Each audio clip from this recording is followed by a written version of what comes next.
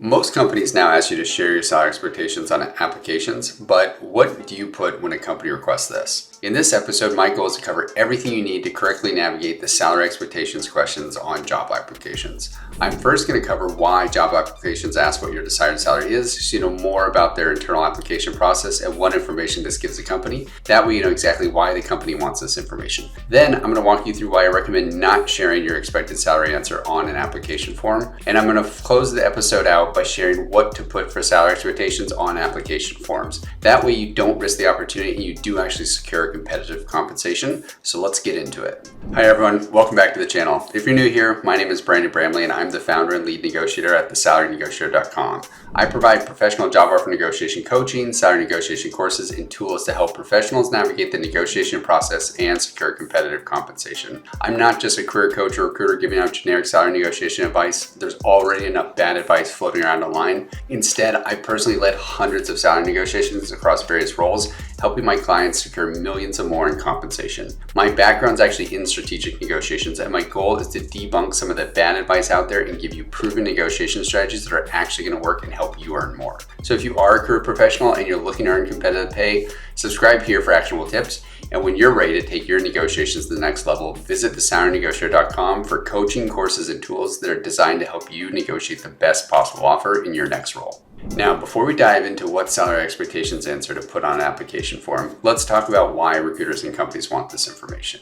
Companies are often looking for your desired salary answer for several reasons. The primary purpose is usually to filter out applicants whose salary requirements are either too low or too high, narrowing down the pool of their candidates for interviews. Look, employers want to ensure that they can afford to hire you and they don't have an endless budget. So recruiters are unlikely to invest their time in interviewing candidates whose pay expectations are far beyond their reach. So it's just not worth it. The what's your expected salary question also helps employers assess if your priorities align with theirs. Are you actually interested in the role itself, or are you only focused on a high salary? If someone has unrealistic salary expectations for the position that doesn't offer such compensation, it's likely not a suitable fit for the role, if you think about it. Employers also may use what's your expected salary as a way to validate if they're hiring the right skill set. Compensation expectations, including your current salary, can sometimes correlate closely with the seniority level and job title, so keep that in mind. And lastly, they use it to find out how much they need to pay you and if they can bring you in at a lower rate. Okay, this is a very common tactic that usually works against most job candidates when in search of competitive compensation later on in the interview process, so you want to be careful.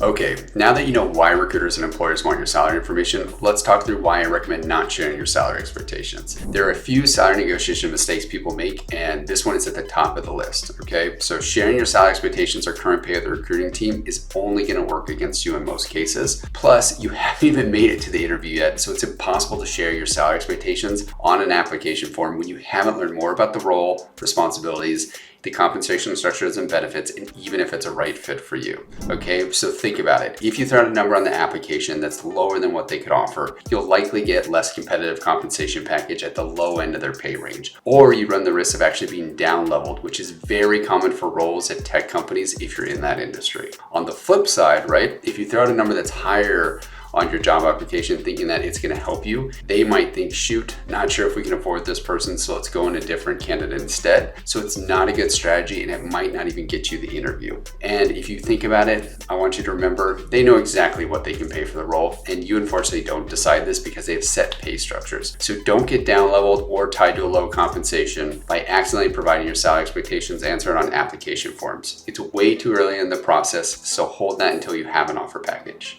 Okay, so what should you put when asked for salary expectations answer on application forms? When evaluating what to put for salary expectations on application forms or interview questionnaires, we suggest you recommend from providing specific numbers until you have actually progressed through the interview process and have a job offer in hand.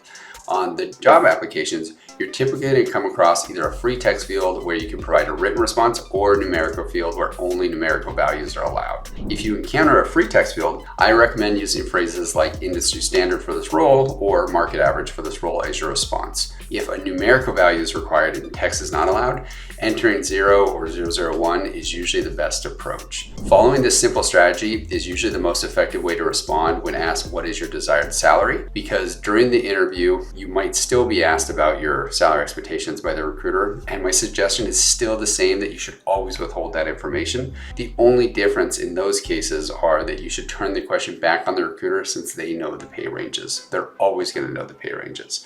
You can either use my salary expectations responses and scripts in my job offer negotiation course or on our templates page to handle those situations if needed, because that way these are going to help you avoid disclosing your pay expectations so that you can actually earn competitive pay and you don't fall into some of these recruiter tactics before you even interview and before you get the job offer.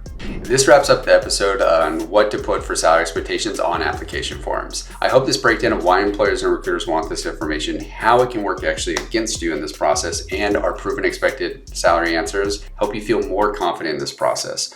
But honestly, if you're serious about getting the best possible offer, I highly suggest you don't go into the salary negotiation alone.